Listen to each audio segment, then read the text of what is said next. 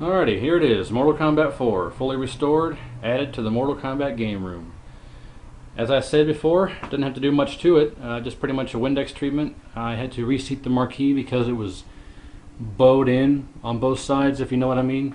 It was, instead of being flat, it was bowed in. That's because it was too tall. And the retainer clips that hold the marquee to the glass, you could take those off of there and you can see the marquee is about a 1/16 of an inch too tall, and when you shoved that top retainer clip on there, it scrunched it down. That's what bowed it in. So I fixed that.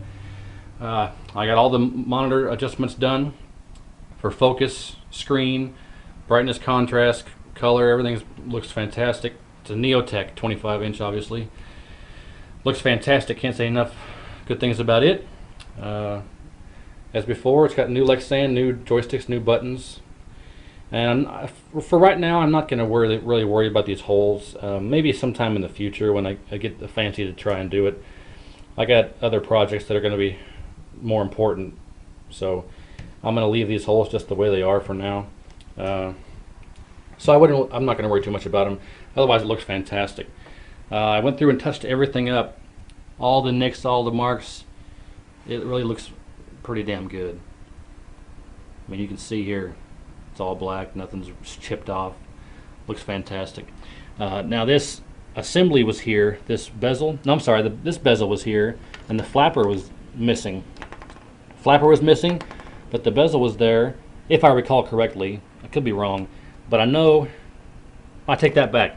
This bezel was here, this whole assembly here was missing, but this closeout here around the eject was there, the coin eject. So what I did was I stole all this from my Golden T 2005. I stole the eject switch, the light, this bezel, and the flapper thing there, and the whole coin mechanism, the whole shebang. I stole out of the Golden T 2005. And what I'm planning on doing is eventually going in there and stealing just this piece, just this plastic eject, so they match. This says 50 cents, 2 times 25. This says quarters. So I may go in at some point and steal the other one that says 50 cents, 2 times 25, so they match. But I was in a hurry to get this thing in here and get it done. So anyway, this is done, good to go.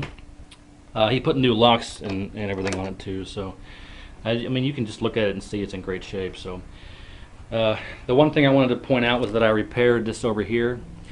You saw before it was sticking out, and it was easily catchable. I went ahead and glued it back with that adhesive spray I've got.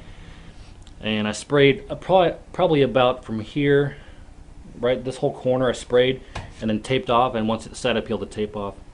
It's still got this flap here, but it's glued down, and I don't think it's going to get pulled off because it's super adhered on there with that extra glue. So I mean, if I take an X-Acto and trim this flap off, you'll be able to see the wood underneath, and I could just touch it up with some black paint, but I'd rather just leave it the way it is. So that's good to go. All the T-molding is new. I think that's it. Everything turned out great. So I want to extend my thanks to C-Toxic, because he sent me a machine that was really in fantastic shape to begin with. I didn't have to do much to it.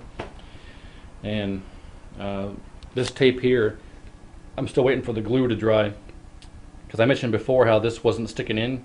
The channel wasn't allowing the T-molding to stay in, so I put some Elmer's wood glue in there, and it's still drying. That's what the tape is. So not to worry about that. That's not a big deal. And everything else turned out great. So thanks for watching. MK4 fully restored, part of the collection again.